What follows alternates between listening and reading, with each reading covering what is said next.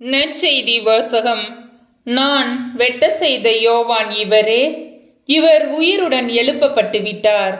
Mark எழுதிய தூய நற்செய்தியிலிருந்து வாசகம். அதிகாரம் 6, இறைவசனங்கள் 14 முதல் 29. அக்காலத்தில் இயேசுவின் பெயர் எங்கும் பரவியது. ஏரோது அரசனும் அவரை பற்றி கேள்வியுற்றான். சிலர், திருமுழுக்கு யோவான் இறந்தோரிடமிருந்து உயிருடன் எழுப்பப்பட்டு விட்டார், இதனால்தான் இந்த வல்ல செயல்கள் இவரால் ஆற்றப்படுகின்றன என்றனர். வேறு சிலர், இவரே எலியா என்றனர். மற்றும் சிலர், ஏனைய இறைவாக்கினரை போல் இவரும் ஓர் இறைவாக்கினரே என்றனர்.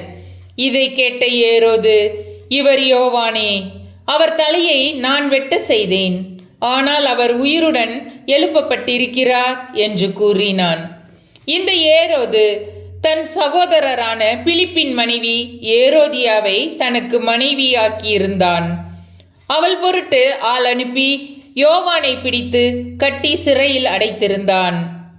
ஏனெனில் யோவான் ஏரோதிடம், உம் சகோதரர் மனைவியை நீர் வைத்திருப்பது முறையன்று என சொல்லி வந்தார்.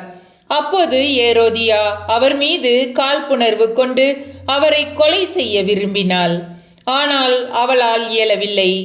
ஏனெனில் யோவான் நேர்மையும் தூய்மையும் உள்ளவர் என்பதை ஏரோது அறிந்து அவருக்கு அஞ்சி அவருக்கு பாதுகாப்பு அளித்து வந்தான்.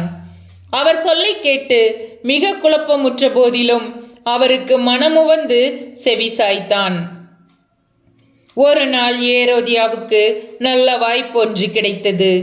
ஏரோது தன் பிறந்த நாளில் அரசவையினருக்கும் ஆயிரத்தவர் தலைவர்களுக்கும் கலிலேய முதன்மை குடிமக்களுக்கும் ஒரு விருந்து படைத்தான். அப்பொழுது ஏரோதியாவின் மகள் உள்ளே வந்து நடனமாடி ஏரோதையும் விருந்தினரையும் அகமகிழ செய்தாள். அரசன் அச்சிறுமியிடம், உனக்கு என்ன வேண்டுமானாலும் கேள், தருகிறேன் என்றான். நீ என்னிடம் எது கேட்டாலும், ஏன் என் அரசில் பாதியை கேட்டாலும் உனக்கு தருகிறேன் என்றும் ஆணையிட்டு கூறினான். அவள் வெளியே சென்று நான் என்ன கேட்கலாம் என்று தன் தாயை வினவினாள். அவள், திருமுழுக்கு யோவானின் தலையை கேள் என்றாள்.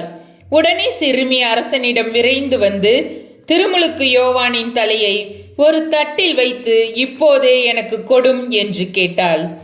இதை கேட்ட அரசன் மிக வருந்தினான். ஆனாலும் விருந்தினர் முன் தான் ஆணையிட்டதால் அவளுக்கு அதை மறுக்க விரும்பவில்லை. உடனே அரசன் ஒரு காவலனை அனுப்பி யோவானுடைய தலையை கொண்டு வருமாறு பணித்தான்.